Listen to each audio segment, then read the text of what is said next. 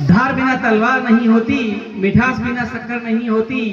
कहने को तो हम सब कुछ हैं, लेकिन माँ शारदे के आशीर्वाद के बिना जीवन की शुरुआत नहीं होती, जीवन की शुरुआत नहीं होती।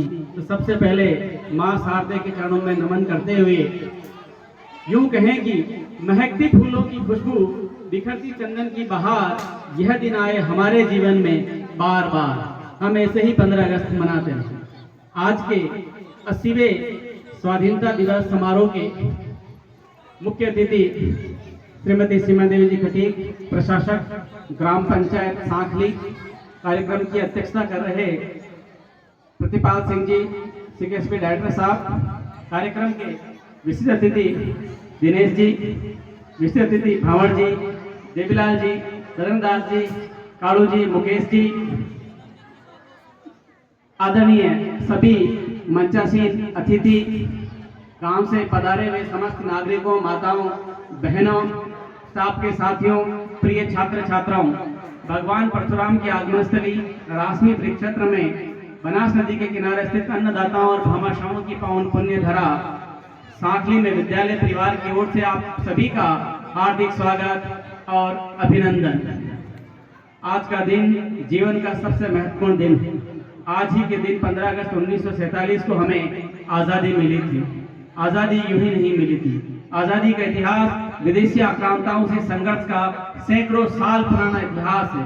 उसे 200 साल के इतिहास में न समेटा जाए। हमने हमारे देश की आज़ादी के लिए सतत संघर्ष किया और एक लंबे संघर्ष के बाद हमने गुलामी की बेड़ियों को उखाड़ फेंका, लेकिन वो समापन नहीं था।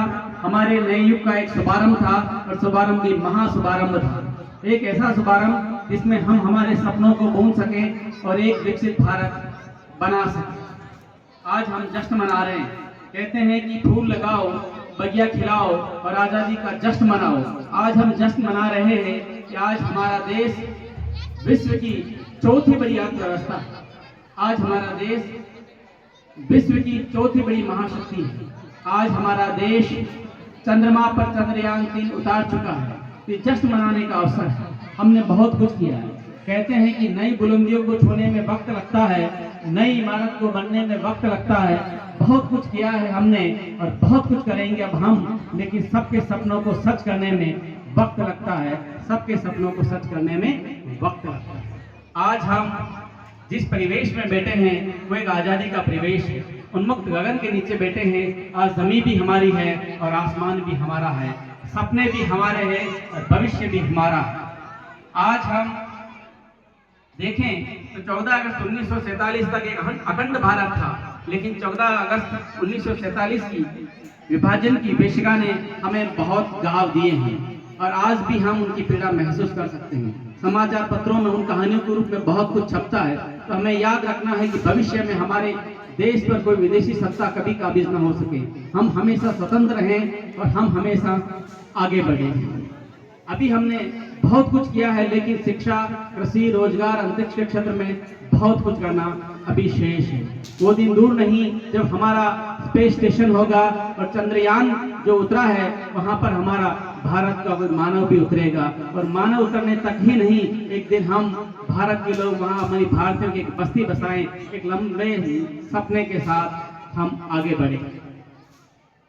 यदि हम देखें तो सतत संघर्ष के बाद हमें अनुकूल परिणाम भी मिले, लेकिन 14 अगस्त 1947 को हमें एक ऐसा परंपरागत प्रदेश मिला है जिसके घाव हम अक्सर सहते आए हैं, लेकिन भारत ने अब उन घावों को सहने के बजाय मुंह तोड़ जवाब देना सीख लिया है। 22 अप्रैल 2025 को पहलगाम आतंकी हमले के बाद 7 मई 2025 को भारत ने ऑपरेशन सिंदूर के जरिए पाकिस्तान को धूल चटाई थी। हमने उसके ड्रोन गिराए, उसकी मिसाइलें गिराई, एंटी ड्रोन सिस्टम को गिराया, आतंकवादी शिविरों को नष्ट किया है हमने और पूरे पाकिस्तान को सदमे में ला दिया। और भारत दुनिया का एकमात्र ऐसा देश है जिसने परमाणु शक्ति संपन्न पाकिस्तान को 4 दिन में घुटनों पर ला दिया है। दुनिया में ऐसा आज दिन तक कभी नहीं हुआ जब कोई परमाणु शक्ति संपन्न देश घुटने टेकने पर मजबूर हो जाए, लेकिन भारत के नेतृत्व ने, भारत की एकजुट क्षमता ने पाकिस्तान जैसे परमाणु शक्ति संपन्न देश को धूल चटाना जैसा अदम्य कार्य किया। हम इसके भरोसे कह सकते हैं, हमारी सेना के भरोसे कह सकते हैं, हमारे युवा नेतृत्व के भरोसे कह सकते हैं कि अंतिम एक चुनौती दे दो सीमा पार पड़ोसी को, गीदड़ काया दाना समझे सींगों की खामोशी को। हमको अब भी खट्टे मीठे बोल बदलना आता है, हमको अब भी दुनिया का भूल बदलना आता है, हमको अब भी दुनिया का भूल बदलना आता है। आज डिजिटल क्रांति हो चुकी है। आज हम जिस युग में रह रहे हैं वो डिजिटल क्रांति का युग है। हर व्यक्ति जानता है कि अंतर्राष्ट्रीय परिस्थितियां बहुत तेजी से बदल रही है। आज हॉर्मुज के फौर जाल में दुनिया फंसी हुई है, तो ट्रंप टेरिफ भी परेशान कर रहा है, लेकिन 140 करोड़ देशवासियों की अदम्य शक्ति, साहस और एकजुटता से हमने हॉर्मुज के फौर को भगा दिया है और ट्रंप टेरिफ को भी मुंह की खानी पड़ी है। और हमारी एकजुटता ने इन सारी चुनौतियों का एक साथ सामना करते हुए हमारे देश को सशक्त होकर बुलेट ट्रेन की गति से, रफ्तार से हम विकास की ओर आगे बढ़ रहे हैं, जिसकी तारीफ दुनिया का हर नेता करता है। आज का युग, वर्तमान युग जेन जी का युग है, जनरेशन जी का युग है, जिसमें हमारे सामने बैठने वाले बच्चे भी जनरेशन जी से जुड़े हुए हैं और इनकी सकारात्मक क्षमता, अद्भुत क्षमता निश्चित रूप से देश को 2047 तक विकसित भारत बनाएगी, ऐसी आशा और अपेक्षा है। और आज हमारे जो बच्चे हैं, जेन जी के बेटे हैं, हमारा जो विद्यालय परिवार है, आज मैं बड़े गर्व से कह सकता हूं कि हमारे ब्लॉक रासमी में 3 बच्चों ने पहले 10 स्थानों में स्थान प्राप्त किया है। रासमी उपखंड का सबसे टॉप बच्चा जिसने रासमी उपखंड में सर्वाधिक अंक प्राप्त किया कक्षा 12 में, वो नितेश वैष्णव भी हमारे साथ के स्कूल का है। रासमी उपखंड में तीसरा स्थान प्राप्त करने वाला बच्चा विद्यार्थी कमलेश बेरवा भी हमारी स्कूल का है और 7वां स्थान प्राप्त करने वाली हमारी बिटिया खुशबू सेन भी हमारे विद्यालय की है। तो रासमी उपखंड में हमारे इन बच्चों ने हम सबका सीना गर्व से जोड़ा किया। इनको बहुत बधाई और मेरी ओर से बहुत शुभकामनाएं। और ग्रामवासियों के आप सबके सहयोग से मैं तो आशा करता हूं कि इस साल भी हमारे बच्चे हमारे गांव विद्यालय का नाम रोशन करेंगे।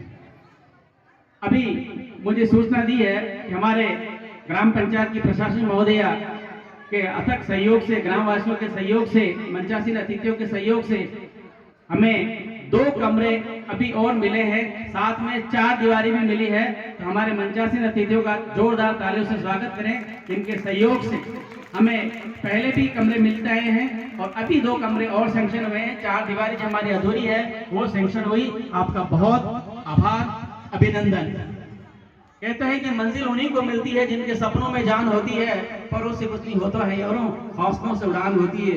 जिसके हौसले बड़े होते हैं, जिनके सपने बड़े होते हैं, वो निश्चित रूप से आगे बढ़ते हैं। आशा करता हूं कि हमारे जो विद्यार्थी हैं एक बड़े ऊंचे सपनों के साथ एक नई ऊंचाइयों को छूते हुए आगे बढ़ेंगे। और एक पंक्तियां है कुछ कविता की जिनके साथ मैं अपनी प्रस्तुति दे रहा हूं।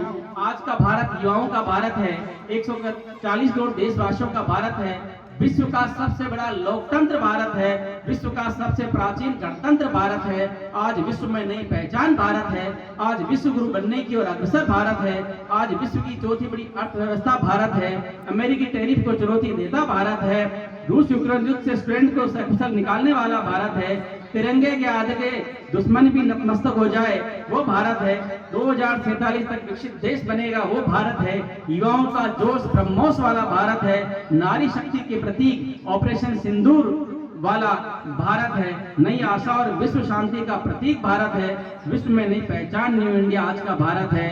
ये भारत न्यू जनरेशन जेन जी का भारत है, ये भारत नई ऊंचाइयों को छूने वाला भारत है, ये नारी शक्ति की प्रतीक व्योमिका सिंह और सोफिया कुरैशी का भारत है, युवाओं का भारत है, हम सबके देशवासियों के संकल्प का भारत है, ऊंची उड़ान वाला भारत है और विकसित भारत बनेगा हमारा भारत है। इसीलिए हम कह सकते हैं कि जर्रों में रह गुजर चमक छोड़ जाएंगे, आवाज अपनी दूर तक छोड़ जाएंगे, खामोशों की मौत गवारा नहीं मुझे, शीशा को यारों टूट भी गए तो खनक छोड़ जाएंगे। हम वो देशवासी हैं जो हमारे भारत को पुनः सोने की चिड़िया बनाएंगे, विश्व गुरु बनाएंगे, इसके लिए संकल्प लेंगे। और आज का दिन हमारे उन महान मनुष्यों को याद करने का दिन है जिन्होंने हमें आजादी दिलाई है, हम उनको प्रणाम करते हैं। और अंत में 4 पंक्तियों के साथ अपनी वाणी को विराम देता हूँ कि परिंदों की एक उड़ान होगी, तीर कमान पर होगी, देख लेना एक दिन हमारे विद्यार्थी प्रगति की उड़ान पर होंगे।